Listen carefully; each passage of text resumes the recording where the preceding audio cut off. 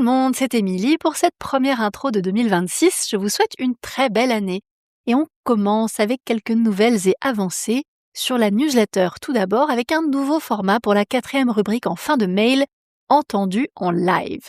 L'idée nous est venue en repensant au live mensuel de la communauté ANM, car la parole des abonnés y est libre et fait régulièrement surgir des pépites qui mettent le doigt sur un sentiment partagé chez les artistes. Il est question de numérique, bien sûr, mais aussi de développement de carrière et des usages et attentes, de la pression aussi souvent de l'industrie musicale. Du coup, on leur a proposé de partager et relayer ici une phrase, une expression, des mots qui disent quelque chose de notre époque, et les abonnés ont accepté. Si ces paroles résonnent en vous, n'hésitez pas à nous écrire. On transmettra vos mots aux abonnés lors du live mensuel suivant, en l'occurrence le 23 janvier prochain. Plusieurs choses aussi du côté de l'abonnement à la communauté aussi. Nous avons refondu le site l'artiste-le-numérique-et-la-musique.fr et notamment la page communauté avec les liens d'achat à jour pour les abonnements annuels et mensuels. On passe désormais par un outil de paiement européen. Nous avons lancé l'espace dédié à la communauté aussi. On y retrouve toutes les ressources réservées aux abonnés, donc les checklists, les comptes rendus et plus, et le calendrier aussi des lives mensuels et masterclass. La prochaine masterclass d'ailleurs aura lieu lundi 19 janvier à midi et sera donnée par Clara sur le thème « Tout ce qu'il faut savoir pour choisir son outil de newsletter ». On mettra toutes les infos dans l'espace communauté. Voilà, c'est tout pour ce mois-ci. Place à la newsletter et au programme, à savoir mon édito que j'ai intitulé « Économie de l'intention ». Dans ces tips, Clara s'interroge sur l'arrivée potentielle des réseaux sociaux sur la télévision. Le billet de Suzanne, tel un liste à l'après-vert, s'appelle « Que faudrait-il pour que 2026 nous réussisse ?» Et pour finir, la rubrique entendue en live qui relaye ce que les abonnés ont décidé de laisser en 2025. Bonne lecture et ou écoute et au mois prochain. Bonjour, c'est Émilie et cet édito s'appelle « Économie de l'intention ». Oui, c'est un jeu de mots sur l'économie de l'attention qui, elle, est là depuis le tout début du XXe siècle, en 1902 précisément, lorsqu'un Français, Gabriel Tarde, a publié le premier tome de ses recherches sur la psychologie économique. Je trouve ça d'ailleurs assez savoureux qu'environ 100 ans plus tard, ce soit un autre Français, Patrick Lelay, alors PDG de TF1, qui ait déclaré en 2004 « Ce que nous vendons à Coca-Cola, c'est du temps de cerveau humain disponible ». Formule brutale ? Oui. Fausse ? Non, et parfaitement assumé par l'intéressé au passage. À l'époque, on a haussé les sourcils, aujourd'hui, on hausse les épaules. Car nous sommes en 2026 et les patrons de la tech, les seigneurs des algos, comme je les ai nommés dans mon édito précédent, sont à la tête d'empires de l'attention, maîtrisant parfaitement et à échelle vertigineuse les ressorts de cette économie. La danseuse Lemon Torres, invitée dans le podcast Overturned de Kelly Stone Lake, une ex-méta devenue lanceuse d'alerte, résume parfaitement les choses. Mark Zuckerberg's passive income is our active scrolling. Like that is legitimately the business that they have created, the business of mining our attention. Traduction, les revenus passifs de Mark Zuckerberg proviennent de nos scrolls actifs, c'est légitimement le business qu'ils ont créé, le business de l'exploitation de notre attention. C'est un fait, hors ligne et en ligne, l'économie de l'attention monétise notre temps de cerveau humain disponible. Son corollaire, la publicité omniprésente désormais dopée à l'IA, s'est infiltrée dans chaque interstice de nos vies. Les annonceurs mesurent absolument tout. Notre temps passé sur chaque réseau, nos temps de visionnage, d'écoute et de lecture, de partage et d'échange, et plus encore. Les seigneurs des algos se repaissent de nos faiblesses et se refont avec notre dispersion.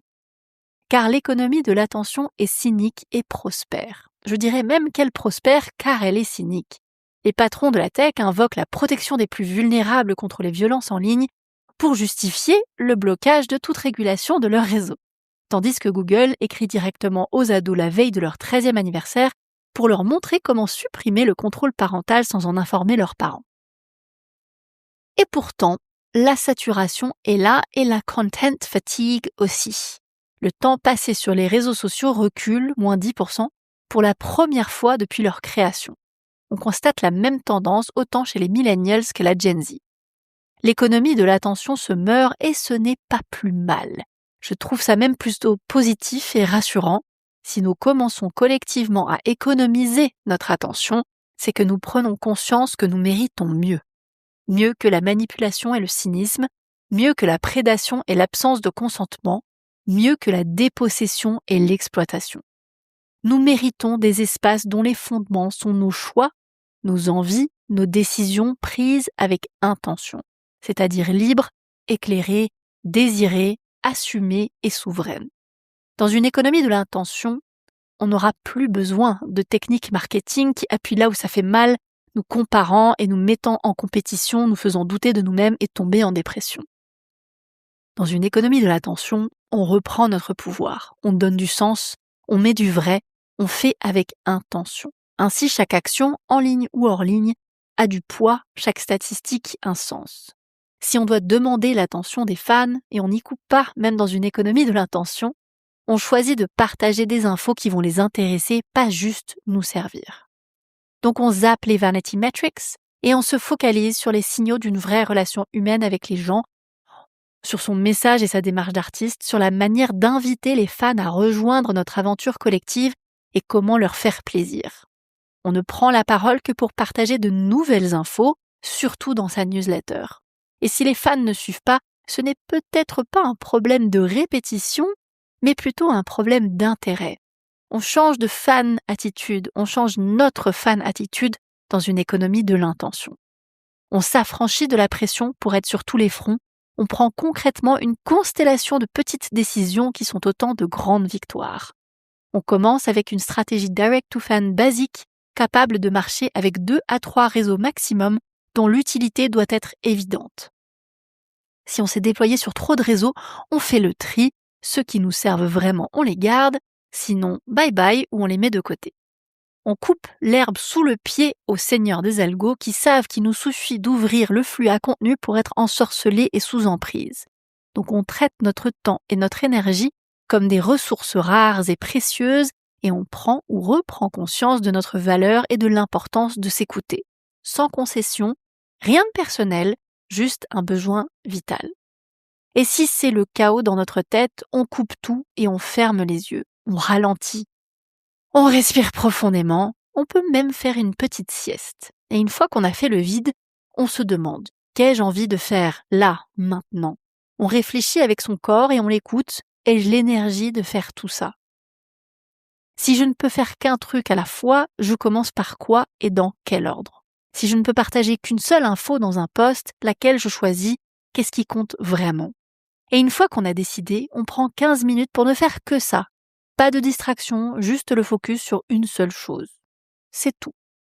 Le début d'année est l'occasion de poser une intention, une envie, une direction, une boussole pour donner du sens et un sens au mois à venir.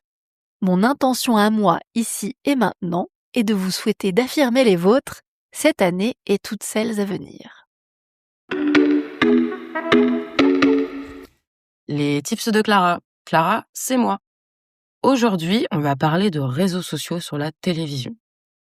En décembre 2025, Instagram a annoncé se lancer sur la télévision. Pour l'instant, l'application n'est disponible qu'aux États-Unis, en test, et permet de regarder des Reels sur son écran de télé. Ces Reels sont regroupés en centres d'intérêt et les utilisateuristes peuvent liker et commenter directement sur leur écran. Mais pourquoi faire, me direz-vous? Je me suis posé la même question. J'ai ainsi découvert que d'autres avaient essayé avant. TikTok avait une version TV avant de se faire bannir temporairement aux États-Unis. X a aussi tenté. D'autres services, typiquement digital native, sont aussi intéressés par cet écran, comme Spotify qui essaye de nouer un partenariat avec Netflix pour diffuser ses podcasts vidéo.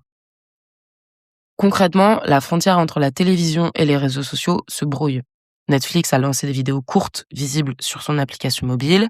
TikTok permet d'uploader des contenus vidéo longs et horizontaux.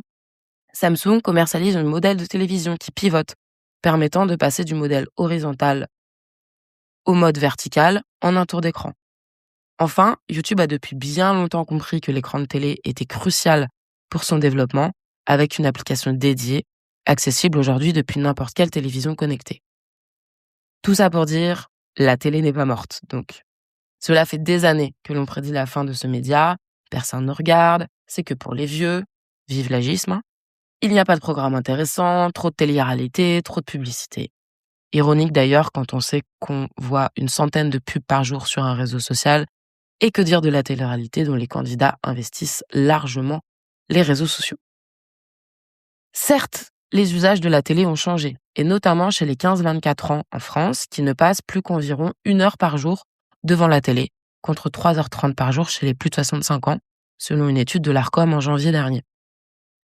Mais au total, ces plus jeunes consomment quand même plus de 5 heures de contenu vidéo par jour. La télévision reste donc un objet central des foyers en France, avec 89% d'entre eux équipés d'un téléviseur. Il faut aussi dire que l'offre télévisuelle a beaucoup changé. Entre les services de vidéo à la demande, les apps de replay, les plateformes dédiées comme YouTube ou Twitch, l'ère des 5 chaînes est bel et bien révolue. Le temps passé devant la télévision reste donc stable ces dernières années, avec 3h19 regardées par jour en France en 2025. On enregistre une baisse de seulement 7 minutes en 25 ans. Alors, raison supplémentaire de s'y mettre pour les réseaux sociaux. D'autant plus que le nouvel Eldorado du marché publicitaire, c'est la CTV, aka la Connected TV, tout simplement la télé connectée. C'est la nouvelle promesse des publicitaires pour faire gagner en visibilité tous les annonceurs grâce à une nouvelle variété de diffuseurs et donc de formats publicitaires. Aucune raison pour les réseaux sociaux de passer à côté de cette manne financière. Alors, c'est très intéressant tout ça, mais concrètement, on en fait quoi ? Si on en revient à Instagram, cette décision d'aller sur la télévision a notamment été motivée parce que, je cite, « la communauté a indiqué que regarder des reels ensemble était plus fun ». En fait, la consommation de vidéos courtes n'est plus seulement une activité individuelle où une personne parle à une multitude de personnes isolées devant leur écran. Les réseaux sociaux ne sont plus sociaux, en fait, malgré leurs promesses originelles. Et c'est la télévision qui remet du commun, du vivre ensemble dans les usages vidéo. Donc lorsque vous mettez en ligne une vidéo, qu'elle soit sur Instagram, TikTok ou YouTube, pensez donc bien au public et à cet usage de visionnage. Le contenu peut être regardé par une personne seule, mais aussi plusieurs personnes ensemble. Cela implique peut-être moins de vues, donc, et moins d'engagement. Avez-vous déjà essayé de commenter une vidéo YouTube sur la télé ? C'est dur. Cela n'implique cependant pas moins de conversations, mais elles auront lieu IRL et sans moyen de les traquer. Autre recommandation.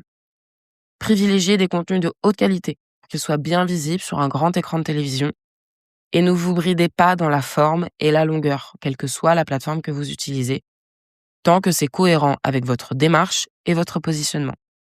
Et d'ailleurs, si c'est votre credo, n'hésitez pas à feuilletonner vos prises de parole, transformer vos contenus en séries à binger. Le storytelling, ça marche.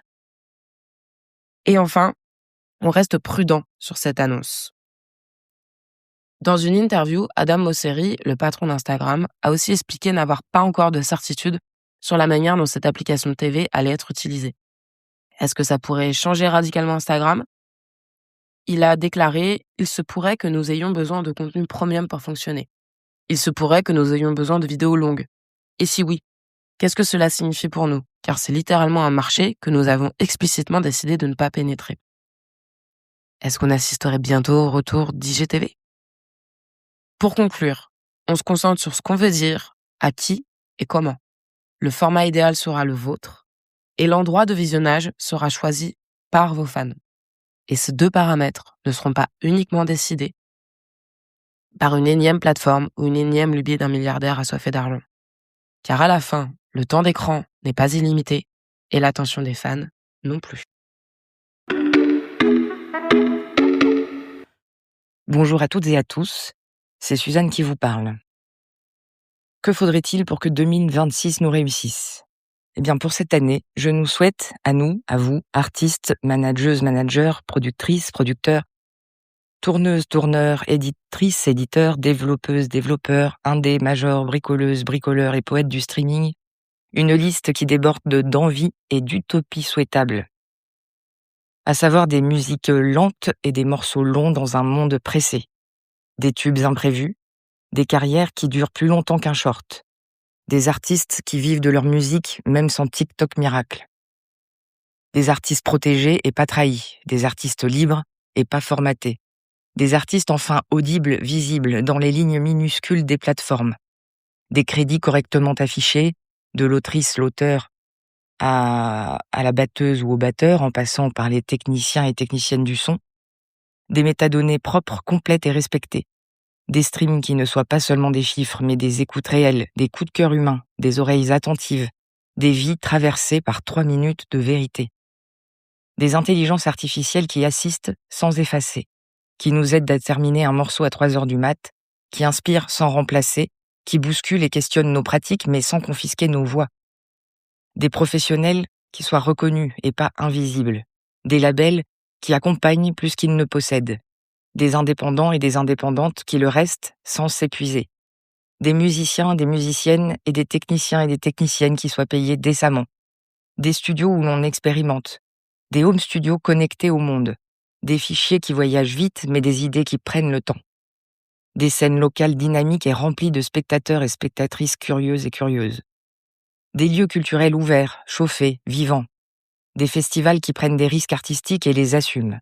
Des tournées écologiquement moins absurdes. Des médias qui écoutent avant de commenter. Des journalistes qui doutent. Des playlists éditoriales qui osent autre chose que la nostalgie rentable. Un audiovisuel public, soutenu par son pays et soucieux d'exposer des œuvres nouvelles, des artistes en développement à son audience avide de découvertes. Des politiques publiques qui comprennent que la musique n'est pas un hobby. Des financements qui soient pensés pour le long terme et qui soutiennent celles et ceux qui prennent le plus de risques économiques et temporels. Des modèles économiques qui tiennent debout, des revenus plus justes, des négociations collectives plus fortes que l'isolement et l'individualisme. Des débats complexes, mais sans slogans simplistes. Et surtout, des chansons qui comptent, des silences qui réparent, des collectifs qui tiennent.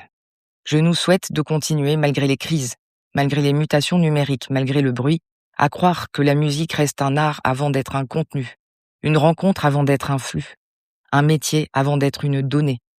Bonne année de création, de résistance, d'innovation et de succès partagés à toutes et tous dans cette industrie musicale qui ne tient que par celles et ceux qui la font vibrer, avec cette idée toujours un peu folle que la musique peut encore changer quelque chose.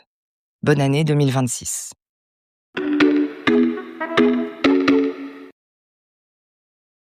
Entendu en live à A&M ce qu'on laisse en 2025. Le 19 décembre dernier, lors de notre live mensuel avec la communauté A&M, nous avons fait un tour de table sur ce que les abonnés laissent derrière eux en 2025.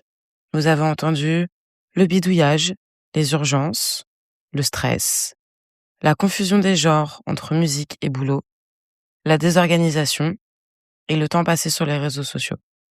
Et vous, qu'avez-vous laissé en 2025 ? On vous souhaite effectivement d'y laisser le chaos et la confusion derrière vous pour gagner en clarté et en sérénité pour cette année 2026. Merci d'avoir écouté cet épisode, on se retrouve le 1er du mois prochain. Si cela vous a plu, n'hésitez pas à vous abonner et laisser un commentaire 5 étoiles, vous aiderez toujours plus d'artistes à découvrir ce podcast et développer leur carrière. À très vite.